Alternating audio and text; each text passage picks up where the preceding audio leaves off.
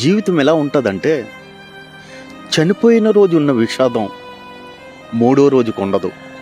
మూడో రోజు ఉన్న విషాదం 12వ రోజు ఉండదు.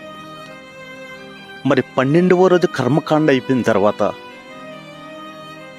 ఇంచుమించు మనల్ని మర్చిపోయే అవకాశాలు ఉంటాయి.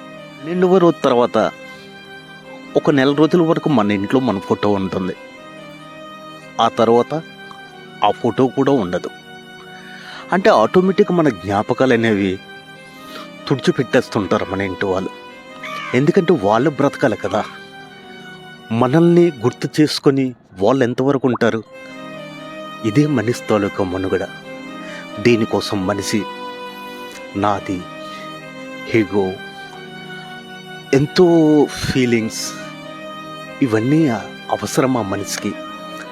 అంటే మనం చనిపోయే రోజు ఉన్న విషాదం మూడో రోజు ఉండదు.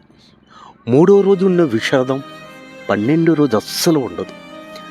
12వ రోజు తర్వాత మన పని అయిపోయినట్టుకి, అంటే మన జ్ఞాపకాలు కూడా మన ఇంట్లో ఉండవు.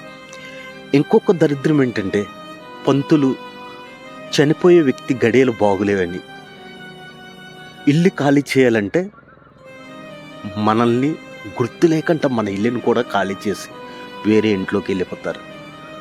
అంటే లైఫ్, మనిషి తాలూకు లైఫ్ అనేది ఇలా ఉంటుంది. ఎట్లు మీ ధనంజయ్.